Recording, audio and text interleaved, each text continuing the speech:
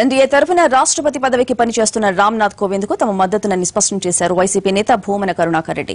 పార్లమెంట్లో ఎంపీలను కొట్టి అన్యాయంగా రాష్ట్ర విభజన చేశారని ఆరోపించిన భూమన విభజనకు అప్పటి స్పీకర్ మీరా కుమార్ కూడా ఒక కారణమని చెప్పారు. కాంగ్రెస్ పార్టీ ఏపీలో ఎప్పుడో చచ్చిపోయిందని కళ్లెం ఆశలతో ఆ పార్టీ నేతలు జగన్పై ఆరోపణలు చేస్తున్నారని మండిపడ్డారు భూమన. ఈ జాతీయ కాంగ్రెస్ పార్టీ ఈజిప్ట్ మమ్మీ ఈ రెండు ఒక్కటే.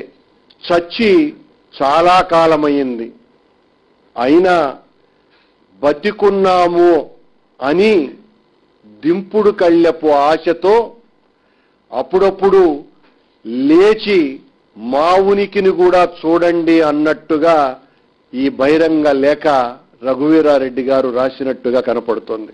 రాజశేఖర్ రెడ్డి గారి ప్రాభవాన్ని, రాజశేఖర్ రెడ్డి గారి ప్రాబల్యాన్ని, రాజశేఖర్ రెడ్డి గారి యొక్క ఔన్నత్యాన్ని ఆయన గారు మరణించిన తరువాత సమూలంగా తుడిచివేయటానికి ఎన్ని రకాలైనటువంటి నీచపు చేష్టలు చేయాలో అన్నీ చేసినటువంటి పార్టీ ఈ జాతీయ కాంగ్రెస్.